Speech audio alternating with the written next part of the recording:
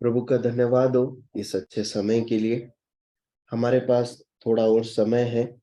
हम जल्दी से बहुत ही थोड़े समय में संक्षिप्त रीति से परमेश्वर के वचन पर मनन करेंगे।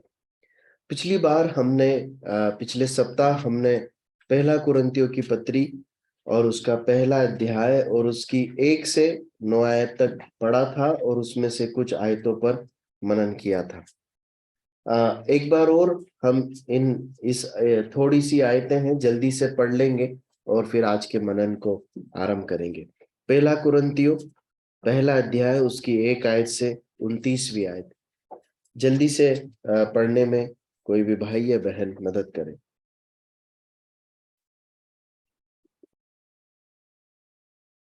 1 आयत से 9 आयत तक पढ़ लीजिए।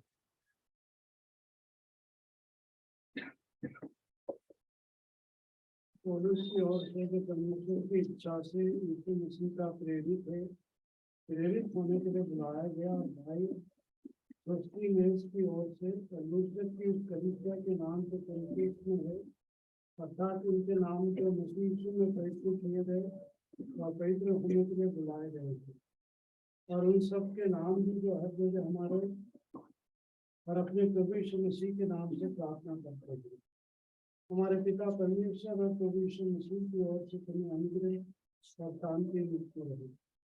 मैं तुम्हारे विषय में अपने परमेश्वर का धन्यवाद सदा करता हूँ, इसलिए कि परमेश्वर का ये अनुग्रह तुम पर मसीह यीशु में हुआ कि तुम उसमें होकर हर बात में अर्थात सारे वचन और सारे ज्ञान में धनी किए गए कि मसीह की गवाही तुमने पक्की निकली, यहाँ तक कि किसी वरदान में तुम्हें घटी नहीं, और तुम हमारे प्रभु यीशु मसीह के प्रकट होने के बाद जोते रहते हो, और तुम्हें अंत तक दृढ़ भी करेगा कि तुम हमारे प्रभु यीशु मसीह के दिन में निर्दोष ठहरे। परमेश्वर सच्चा है जिसने तुमको अपने पुत्र हमारे प्रभु यीशु मसीह की सन्निधि में बुलाया है। परमेश्वर अपने वचन के पढ़े और सुने जाने पर आशीष दे। पिछले बार हमने कुछ बातों को देखा था, उसे दोहराते हुए आगे बढ़ेंगे।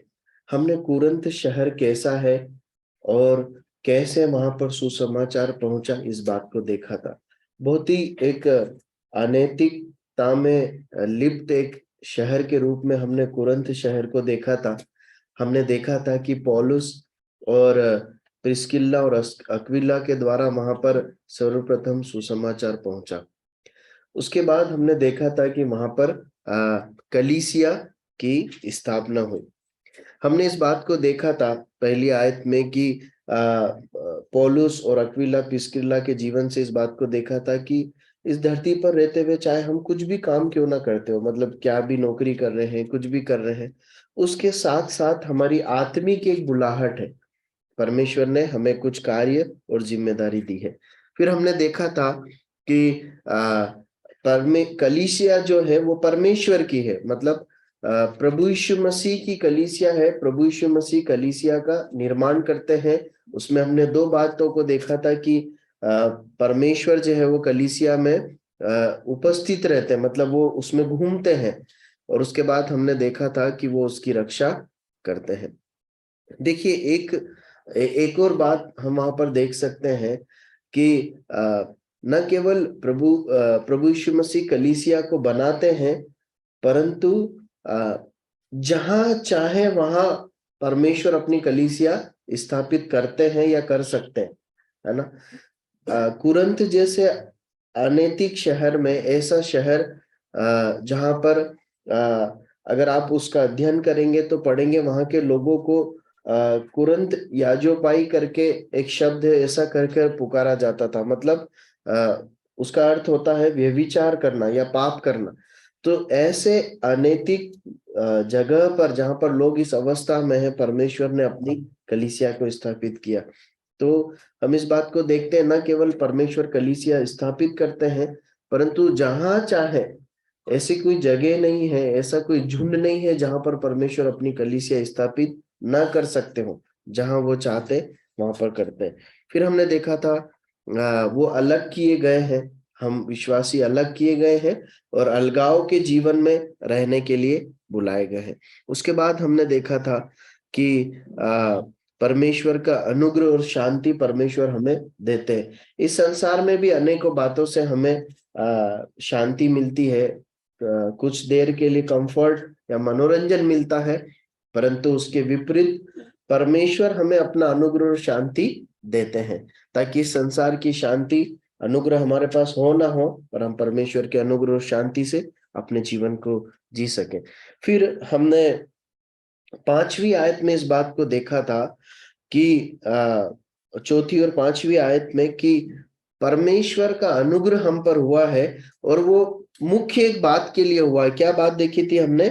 कि हम सारे वचन और ज्ञान में धनी किए गए। हम पर यह अनुग्रह हुआ है कि परमेश्वर ने हमें अपने वचन और ज्ञान की समझ दी है। और उसमें एक बात हमने देखा था, क्यों ऐसा दिया है? ताकि क्यों? क्योंकि हम जी सके। परमेश्वर ने हमें अपने वचन रूपी ज्ञान और समझ से क्यों भरा है? उसमें पहली बात हमने देखी थी क्या? कि वो हमें जीवन देता है। एक विश्वासी को इस धरती पर जीवन जीने के लिए धन नहीं या कोई और सांसारिक वस्तु नहीं, परंतु एक मसीह के लिए परमेश्वर का वचन जो है वो बहुत जरूरी है, या वो है जो उसे धरती पर जीने के लिए अनुग्रह या सामर्थ देता है। अब पहली बात हमने देखी, उसके अलावा कुछ और बातों को हम देखेंगे। क्यों परमेश्वर ने अपने लोगों को वचन रूपी ज्ञान या वचन से धनी किया है? ये क्यों परमेश्वर ने हमें दिया है? पहली बात हमने देखी थी, क्योंकि विश्वासी जीवन जीने के लिए ये जरूरी है, वह जीवन देता है। दूसरी बात हम देखते हैं, यह इस आत्मिक ज्ञान और समझ के द्वारा ही मनुष्य हम परमेश्वर को अधिकाई से जान सकते हैं। देखिए इसी का 1 कुरिन्थियों 1 का 19 से 21 आयत को पढ़िए। क्योंकि लिखा है कि मैं ज्ञानवानों के ज्ञान को नाश करूंगा और समझदारों की समझ को तुच्छ कर दूंगा। कहाँ रहा ज्ञानवान, कहाँ रहा शास्त्री, कहाँ रहा इस संसार का विवादी? क्या परमेश्वर ने संसार की ज्ञान को मूर्खता नहीं ठहराया? क्योंकि जब परमेश्वर को ज्ञान के अनुसार संसार ने ज्ञान से परमेश्वर को न जाना, तो परमेश्वर को यह अच्छा लगा कि इस प्रचार की मूर्खता के द्वारा विश्वास करने वालों को उद्धार दे। देखिए दूसरी बात जो यहाँ पर हम सीखते हैं कि परमेश्वर के द्वारा दिया गया ज्ञान से ही हम परमेश्वर को जान सकते हैं। देखिए यहाँ पर लिखा है कि जब संसार ने संसारिक ज्ञान के द्वारा परमेश्वर को नहीं पहचाना, परमेश्वर ने सुसमाचार के द्वारा उन पर प्रकट किया, उन पर अपने आप को प्रकट किया। देखिए इसको थोड़ा सा और सरल करके समझे, हम अपने आप को इस जगह पर रखकर देखें। जब हम अपने आप को संसार के बुद्धिजीवी लोगों से तुलना करें तो हम उनके समान बुद्धिमान नहीं है। मतलब हम लोगों को देखते हैं संसार में, जो वैज्ञानिक लोग हैं वो अंतरिक्ष की बातों का अध्ययन करते हैं, वो मौसम, हवा, धरती के अंदर की कई बातों का अध्ययन करते हैं, और उनका अध्ययन इतना सटीक है कि वो आने वाले समय में जो घटनाएं होने वाली है उसका तक पता लगा पाते हैं। मतलब उनके पास विज्ञान है, बहुत सारी बातें हैं, लेकिन उन सब के द्वारा वो परमेश्वर को जान पाते हैं क्या? नहीं जान पाते। अगर जान पाते तो वो भी आज परमेश्वर को जानते, लेकिन परमेश्वर ने बड़े अनुग्रह से ऐसा ठहराया है कि परमेश्वर के वचन के द्वारा जो ज्ञान होता ना, उसके द्वारा मनुष्य परमेश्वर को पहचान पाए। इसीलिए हम इस बात को देखते हैं कि हम जो यहाँ पर अभी एकत्रित हैं, चाहे संसार में लोगों के समान उनकी तुलना में बुद्धिमान पढ़े लिखे ना हो, परंतु परमेश्वर ने बड़े अनुग्रह से हमें परमेश्वर को पहचानने का, परमेश्वर को जानने का अनुग्रह दिया। हम संसारिक लोगों के समान चाहे बुद्धि, ज्ञान, समझ, पढ़ाई नहीं रखते हो, लेकिन परमेश्वर ने बड़े अनुग्रह से हमें ये दिया है कि हम परमेश्वर को जान पाए, परमेश्वर को समझ पाए। साथ ही साथ ये एक बार होने वाली एक घटना नहीं है, परंतु जब हम मसीह जीवन में बढ़ते जाते हैं, तब परमेश्वर हमें परमेश्वर की बातों को समझने के लिए अनुग्रह देता है। परमेश्वर हमें इस बात को देते हैं कि परमेश्वर की बातों को हम, आत्मिक बातों को जो परमेश्वर के वचन में लिखी हुई है, समझ पाए। ठीक है, हम एक और बात यहाँ पर देखते हैं, अगली बात, तीसरी बात। परमेश्वर न केवल हमें जीवन देता है, मतलब एक विश्वासी को परमेश्वर का वचन जीवन देता है, पर हम तीसरी बात देखते हैं, वो दूसरों के लोगों के लिए भी उद्धार का कारण है।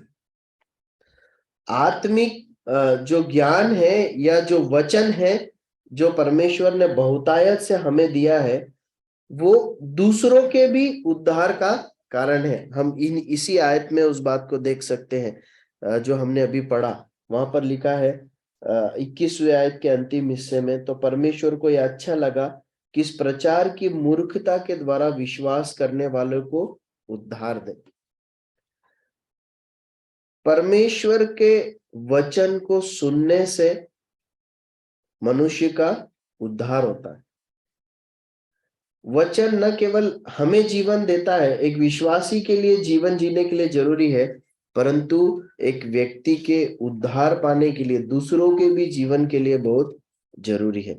उसके बाद हम चौथी बात देखते हैं। पहला कुरिन्थियों 2 का 1 से 5 आयत तक पढ़ लीजिए, क्या लिखा है।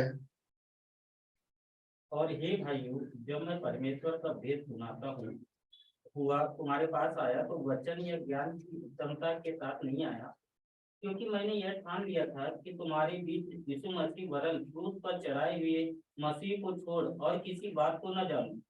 और मैं निर्मलता और भय के साथ और बहुत थरथराता हुआ तुम्हारे साथ रहा, और मेरे वचन और मेरे प्रचार की ज्ञान लुभाने वाली बातें नहीं, परंतु आत्मा और सामर्थ्य का प्रमाण था,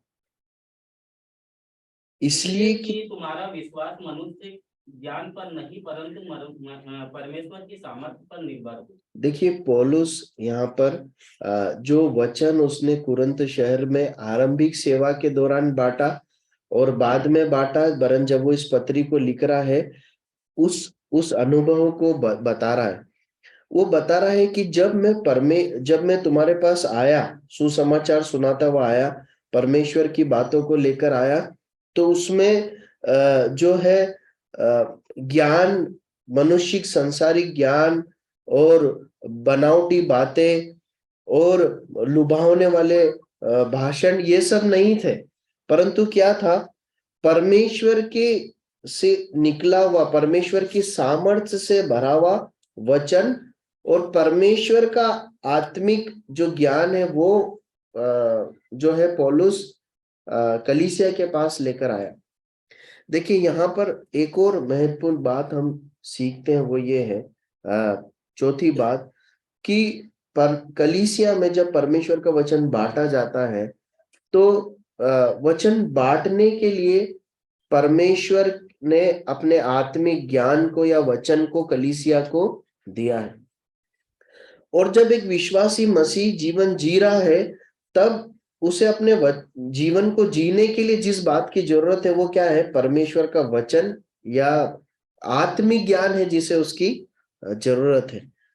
देखिए, वहां पर वो इस प्रकार लिखता है कि चौथी आयत में, मेरे वचन और मेरे प्रचार में ज्ञान की लुभावनी वाले बातें नहीं थी, परंतु आत्मा और सामर्थ का प्रमाण था, ताकि जब सुनने वाले उस पर विश्वास करें, तो आधार क्या हो, परमेश्वर का वचन उसका आधार हो।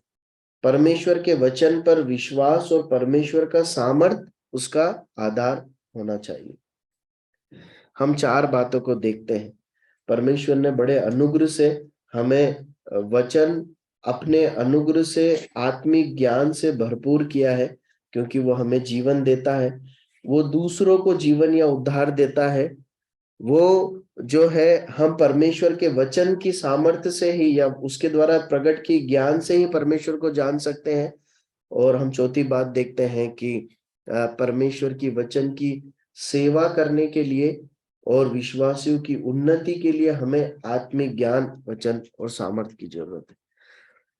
अब कुछ और बातों को इसी संबंध में देखेंगे। आमतौर पर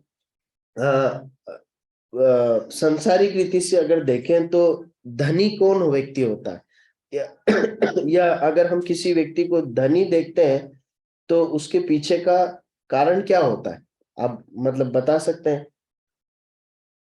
एक व्यक्ति को धनी बनना है तो क्या करना पड़ेगा? उसे मेहनत करनी पड़ेगी। देखिए, परमेश्वर ने अपने अनुग्रह से ये हमें दिया है कि हम वचन ज्ञान में धनी बने, लेकिन परमेश्वर का वचन इस एक सिद्धांत को भी बताता है, या मसीह अनुभव में इस बात को सीखते हैं कि हमें परमेश्वर के वचन की समझ और ज्ञान में बढ़ना है ना, अगर उन्नति करना है तो हमें क्या करने की जरूरत है? मेहनत करने की जरूरत है। मेहनत करना मतलब क्या?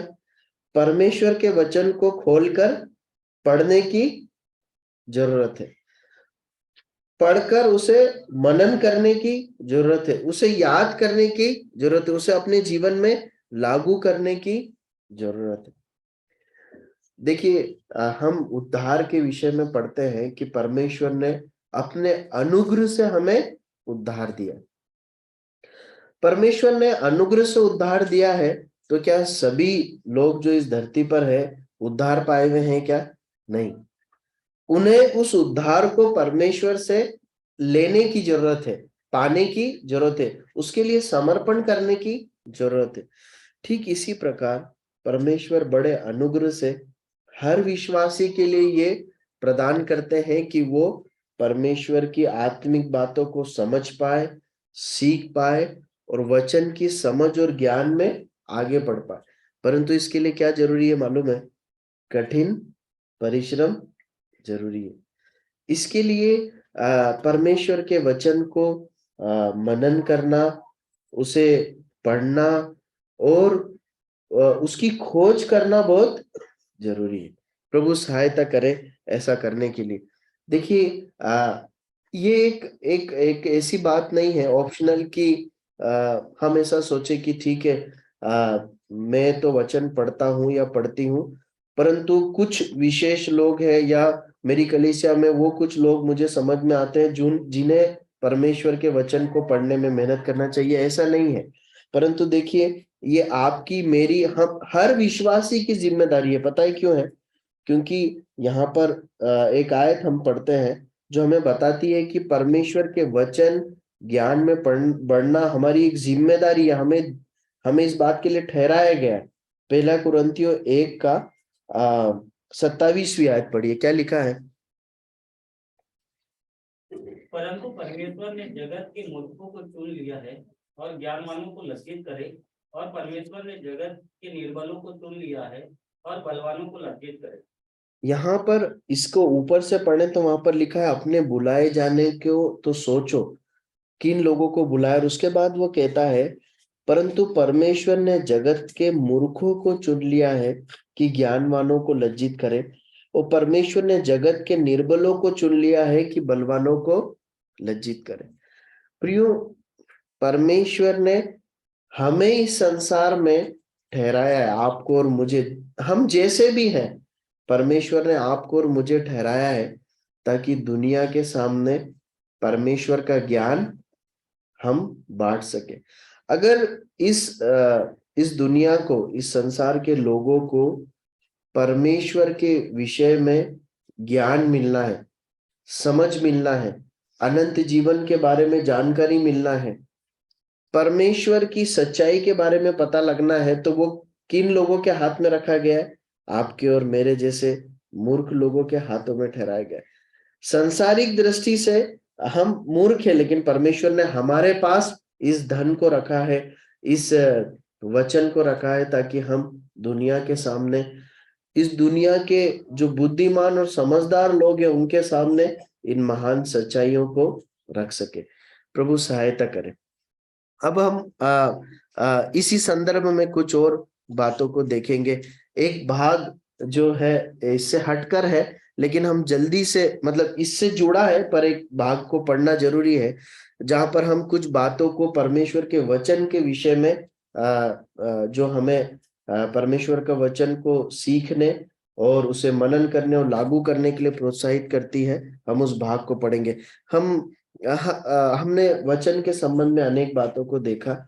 अब परमेश्वर के वचन और ज्ञान में बढ़ने में कुछ बातें रुकावटें हैं, हम उनको देखकर जल्दी से ये अध्ययन को समाप्त करेंगे। मत्ती रचित सुसमाचार और उसका 13 अध्याय निकालेंगे। मत्ती रचित सुसमाचार उसका 13 अध्याय।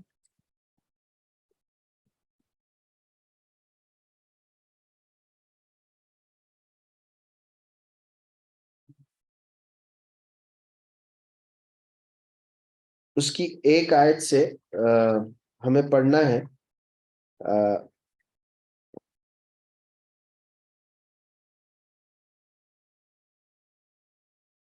कृपया पढ़ने में मदद करें।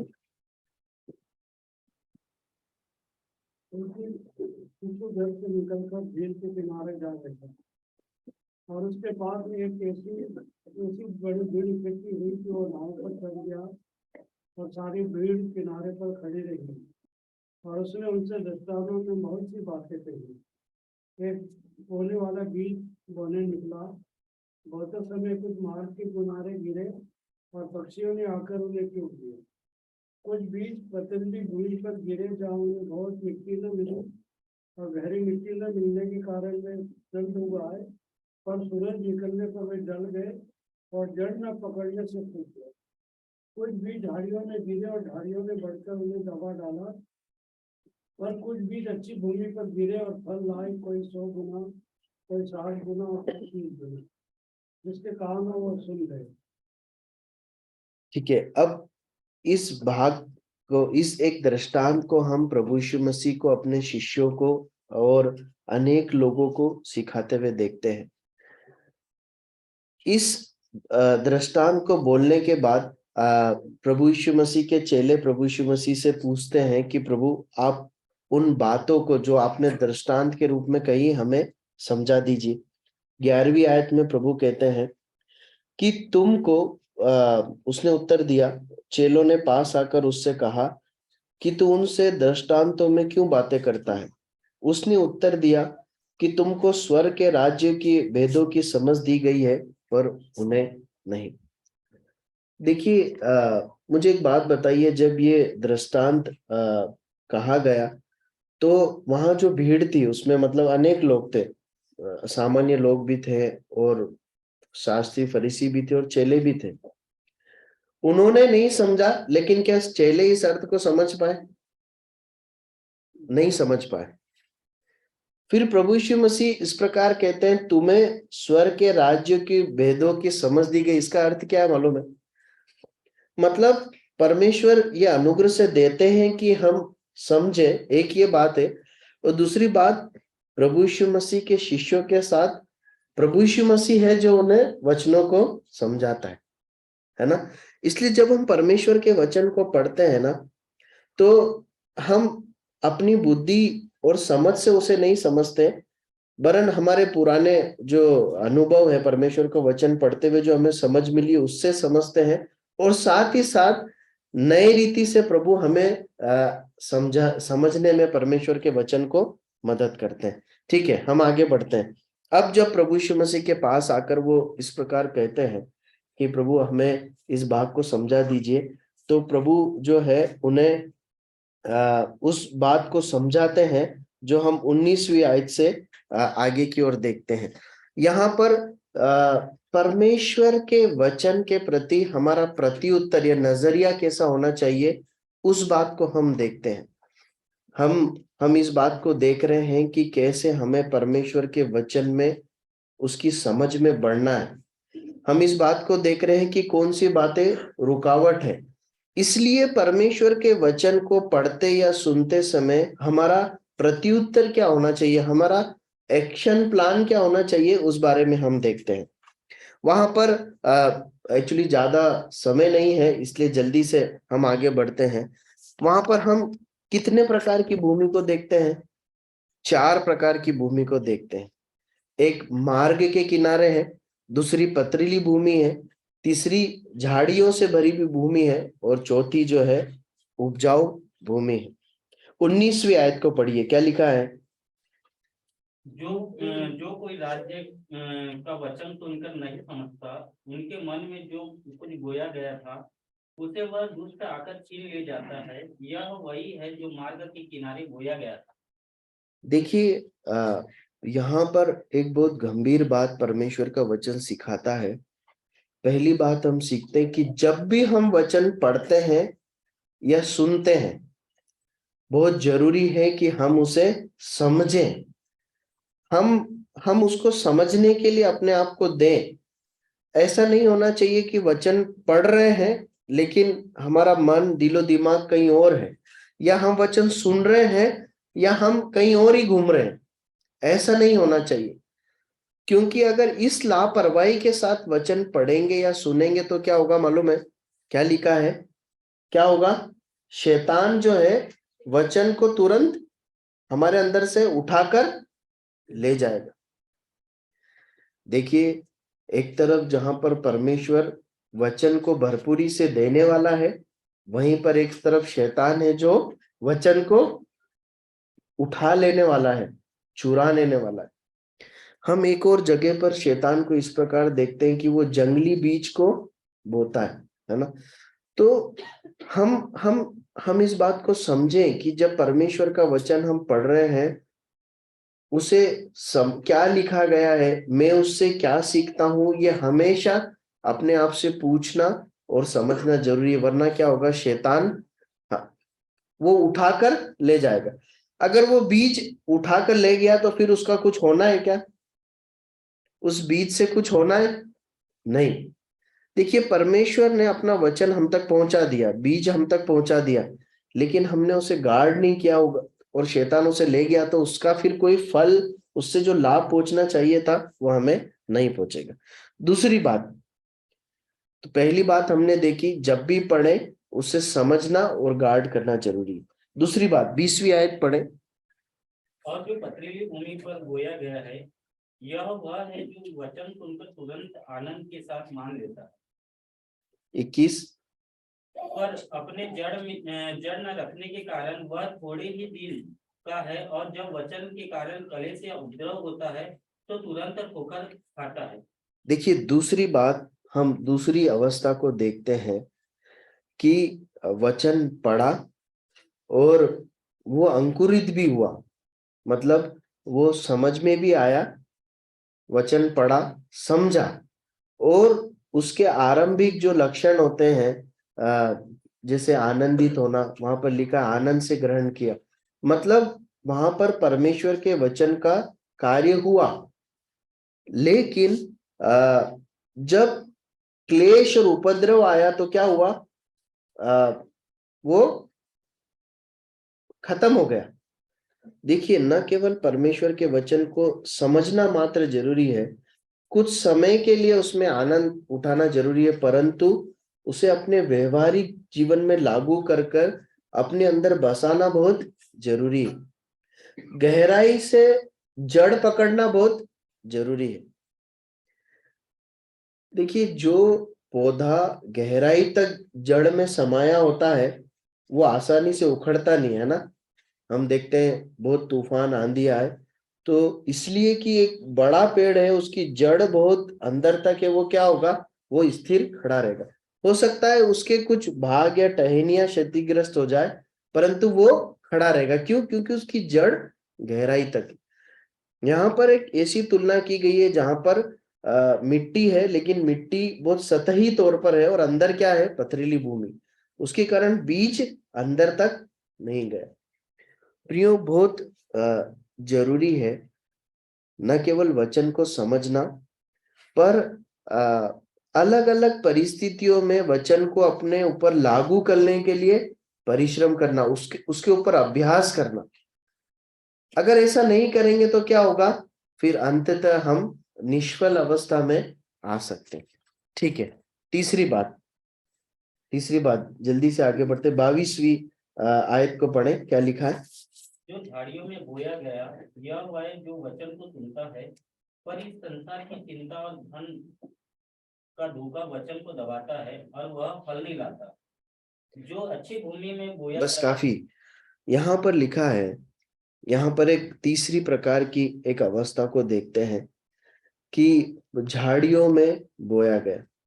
यहाँ पर भी हम सुनते हैं कि यहाँ पर भी समझ में आता है कि वचन समझा गया और वो फलवंत भी हुआ, लेकिन कुछ चीजें हैं जिसने उसे दबा दिया। क्या है, दो बातें लिखी है, धन का धोखा या धन की लालसा और संसार की चिंता। देखिए ये मुझे एक बात बताइए, दोनों बातें विश्वासियों के अंदर पाई जाती है या नहीं पाई जाती? पाई जाती है ना। क्या ऐसा संभव है कि एक विश्वासी इनसे अछूता रहे? नहीं, है ना।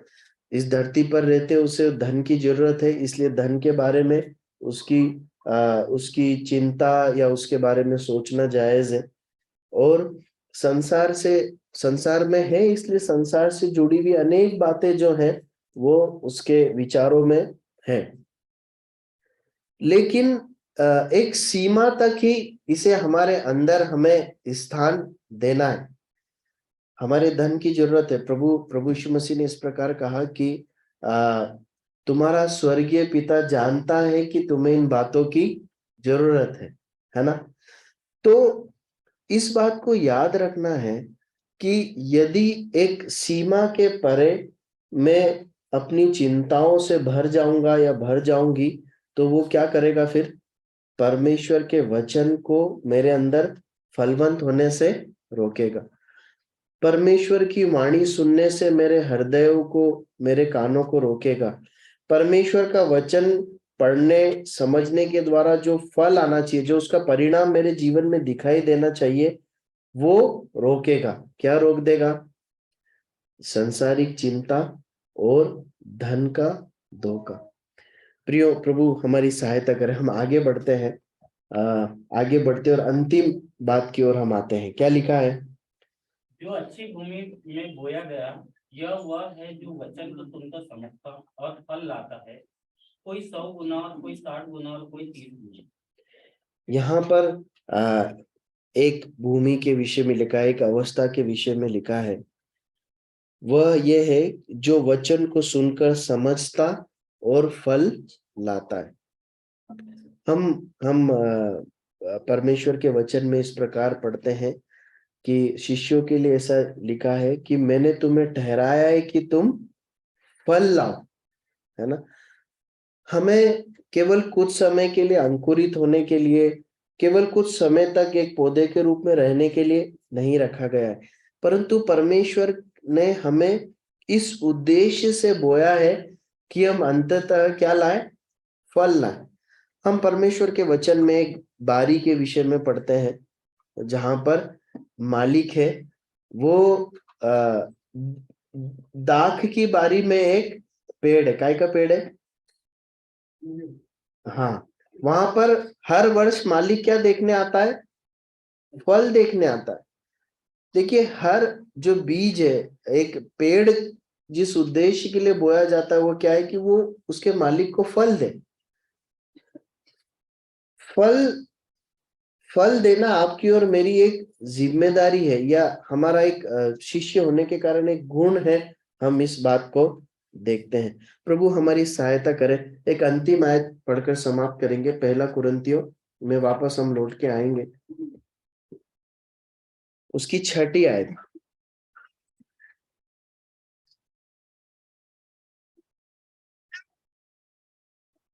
कि मसीह की गवाही तुम्हें पक्की निकले। कि मसीह की गवाही तुम में पक्की निकली, ऐसा लिखा है।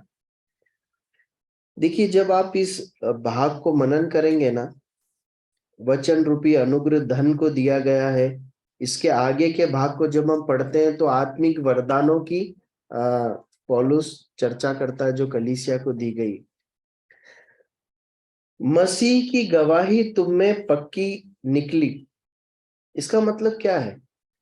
देखिए, जब परमेश्वर के वचन के धन को दुनिया हमारे अंदर देखती है, आत्मिक ज्ञान और वरदान को हमारे अंदर देखती है, ये जो बातें हैं ना, ये प्रकट करता है कि हम मसीह के हैं।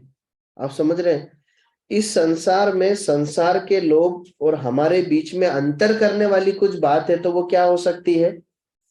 परमेश्वर के वचन का ज्ञान, परमेश्वर के दिए हुए वरदान और परमेश्वर के प्रति जो आज्ञाकारिता है, केवल वही है जो डिफरेंशिएट कर सकती है कि हम किसके हैं? मसीह के। सही है ना? क्योंकि हमारे पास जो कुछ है वो तो संसार लोगों के पास भी है, सांसारिक रीति से। उनके पास भी नौकरी है, हमारे पास भी नौकरी है, उनके पास कपड़े, हमारे पास है धन है, हम भी संसार में उन्हीं के समान जी रहे हैं। परंतु मसीह की गवाही हम में होना है तो हमारे अंदर मसीह की बातें होना बहुत जरूरी है। परमेश्वर के जो वरदान जो हमें दिए गए हैं, परमेश्वर द्वारा जो ज्ञान और समझ जो हमें दी गई है, उसमें बढ़ना, उससे होने वाला परिवर्तित जीवन हमारे अंदर लोगों को दिखाई देना, तभी मसीह की गवाही हमें पक्की निकली। प्रभु सहायता करे। बहुत संक्षिप्त में हमने कुछ बातों को देखा। प्रभु इन वचनों को समझने और इसके अनुसार करने के लिए हमारी मदद करे।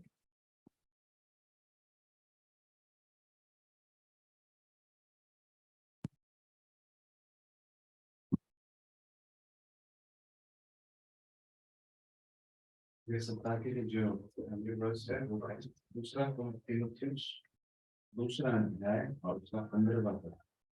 Second Timothy chapter 2 verse 15। दूसरा तीमुथियुस दूसरा अध्याय 15